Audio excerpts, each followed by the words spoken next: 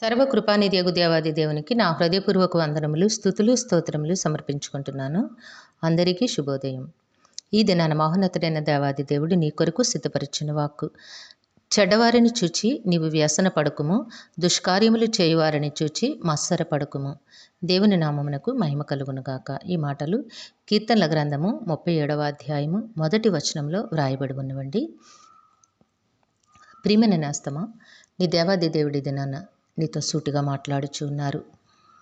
నీ ప్రవర్తన నీ ఎదుటి వాని పట్ల ఎట్లా ఉంది?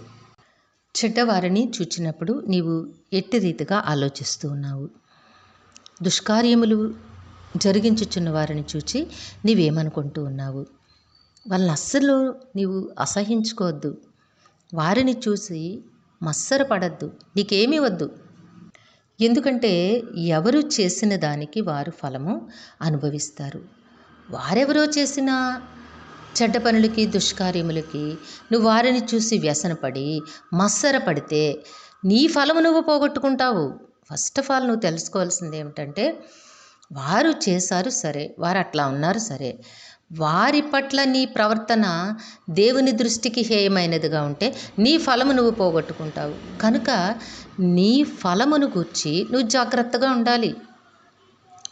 వారు ఎట్లా ఉన్నారనేది ఓకే, వారి పనులకు వారు దేవునికి లెక్క అప్పచెప్పుకుంటారు.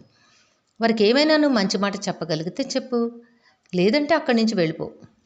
అంతేగాని వారిని గూర్చి 10 మందికి చెడమాటలు చెప్పడం, వారిని గూర్చి నువ్వేవో మీటింగ్స్ పెట్టడం, వీరితో వారితో ముచ్చట పెట్టుకోవడం, ఇవన్నీ కూడా దేవుడు అసహించుకునే పనులు. సో నీకేమీ వారితో పని లేదు. వారి కొరకు చేయగలిగితే ప్రార్థన చెయ్యి. వారికి ఏమైనా చెప్పగలిగితే మంచి మాట చెప్పు. వారు తీసుకోలేనప్పుడు నువ్వు దూరంగా వెళ్ళు. ఎందుకంటే పాపులను చూచి నీ హృదయమునందు మత్సర పడకుము. నిత్యము యెహోవా యందు భయభక్తులు కలిగి ఉండుము. సామెతలు 23వ అధ్యాయం 17వ వచనంలో ఈ మాట వ్రాయబడి ఉందండి. వారిని చూచి హై బాబా నేనెంతో పవిత్రుడును పరిశుద్ధుడును అనుకున్నావు అనుకో, దేవుని మాటలు, దేవుని వాక్యం ఏం చెప్తుందంటే, మానవుని నీతి దేవుని దృష్టికి మురికి గుడ్డలాగూ కనిపిస్తోంది అని చెప్తోంది. సో నువ్వు నీ గూర్చి నీవు నీతిమంతుడిని అనుకున్నావనుకో, అప్పుడు దేవుని దృష్టిలో నీవు ఏమిటట? మురికి గుడ్డ ఇంట్లో పెట్టుకుంటావా, బయటపడేస్తావా? సో అందుకని ఎప్పుడు కూడా చెడ్డవారిని చూసినప్పుడు వాళ్ళకంటే నేను గొప్పవానిని, నేను పవిత్రుడును, నేను పరిశుద్ధుడును, ఇట్లా నీవేమి మనసులో ఆలోచించద్దు. ఎందుకంటే నీ ఫలము పోగొట్టుకుంటావు. నీవు చేయాల్సింది ఏమిటంటే నిత్యము, ఇక అప్పుడు ఇప్పుడని లేదు, నీ బ్రతికి ఉన్నంత కాలము కూడా, నీలో దేవుని జీవాత్మ ఉన్నంత కాలము కూడా నీవు దేవుని యందు భయభక్తులు కలిగి బ్రతకాల్సిందే.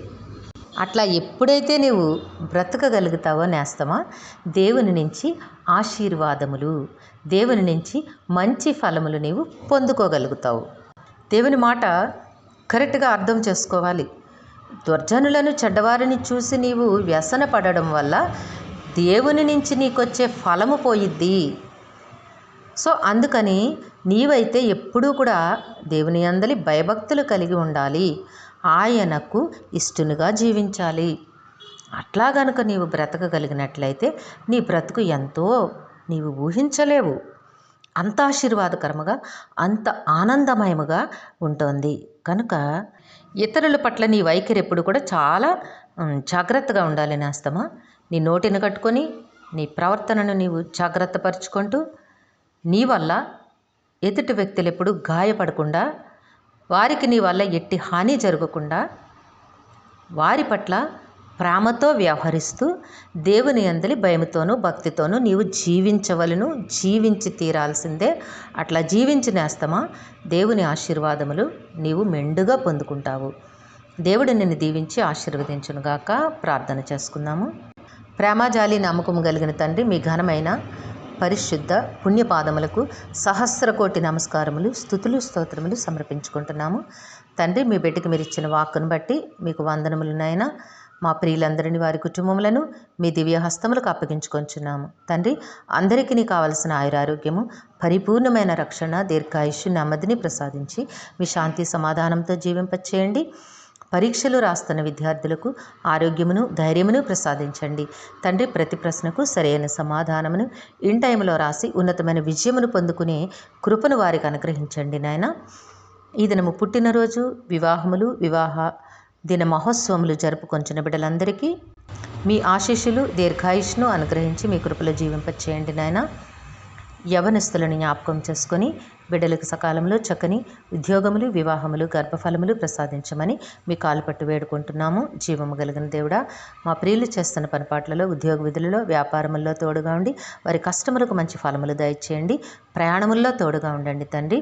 మీరే క్షేమముగా వారు చేరాల్సిన గమ్యస్థానమునకు చేర్చమని సమస్తమును మీ దివ్యహస్తములకు అప్పగించుకుంటూ ఈ ప్రార్థన యేసయ్య నామములో అడిగి వేడుకొనిచున్నాము తండ్రి. ఆమెన్. కరుణా వాత్సల్యత కలిగిన దేవుడు మీ కుటుంబ జీవితంలో ఉన్నతమైన ఆశీర్వాదములు అనుగ్రహించి మిమ్మును ఆయన నామ మహిమ కొరకు జీవింపచేయునుగాక. Amen, amen, amen.